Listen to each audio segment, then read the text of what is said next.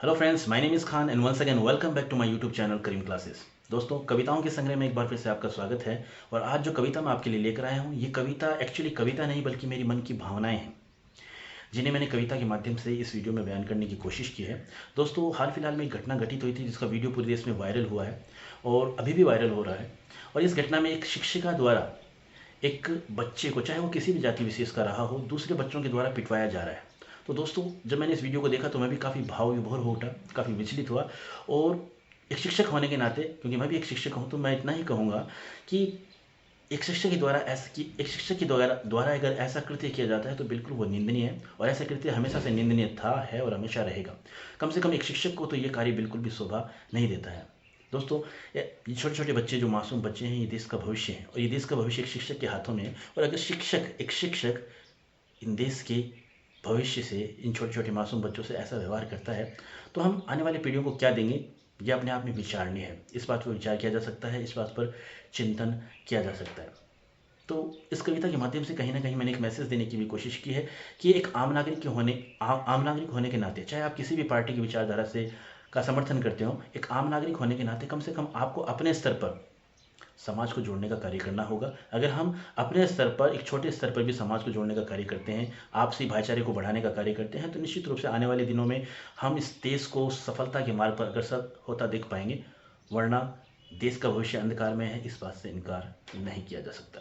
तो चलिए इस कविता को सुनिएगा और मुझे पूरी उम्मीद है इस कविता से आप अपने आप को, समाज के हालात को रिलेट कर पाएंगे। और अगर इस कविता को सुनने के बाद में कहीं ना कहीं, किसी ना किसी स्तर पर भी अगर समाज को सुधारने में या समाज में भाईचारा पैदा करने में अगर आप एक छोटा सा भी अपना सहयोग दे पाते हैं, तो मेरे लिए बड़ी उपलब्धि होगी। तो चलिए सुनिए इस कविता को। कविता का शीर्षक है, चांद पर पहुंचने वाले भारत को धरती पर मरते देख रहा हूं।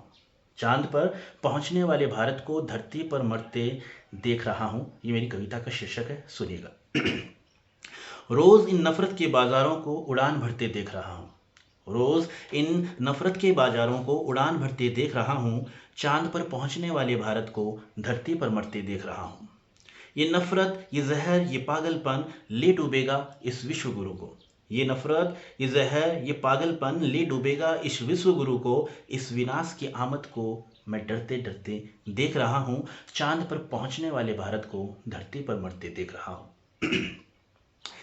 बच्चों को धर्म के चश्मे से देखना जरूरी है क्या? करके जुल्म मासूम पर वीडियो को वायरल करना कोई मजबूरी है क्या? बच्चों को धर्म के चश्मे से देखना जरूरी है क्या?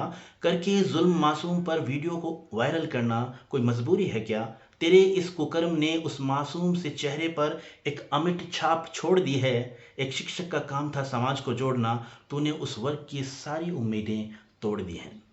जितनी भी दफ़ा देखा मैंने उस चंद सेकंड के वीडियो को, भावना शून्य तेरे चेहरे में ममता को तड़पता देख रहा हूँ। चांद पर पहुंचने वाले भारत को धरती पर मरता देख रहा हूँ। न जाने इस कृत्य के पीछे तेरा क्या इंटेंशन रहा होगा। न जाने इस कृत्य के पीछे तेरा क्या इंटेंशन रहा होगा। तू एक बुद्धिजीवी समाज का हिस्सा है, कुछ तो तेरी अंतरात्मा ने कहा होगा। एक कक्षा के सभी बच्चे सब कुछ याद कर लें, सभी की याददाश्त इतनी सच्ची नहीं होती। एक कक्षा के सभी बच्चे सब कुछ याद कर लें, सभी की याददाश्त इतनी सच्ची नहीं होती। गुस्सा होना लाजमी है एक शिक्षक का, मगर इतनी बर्बरता भी तो अच्छी नहीं होती। जिसे एक दैत्य भी ना कर सके इतनी आसानी से, वो एक शिक्षक को करते देख रहा हूँ।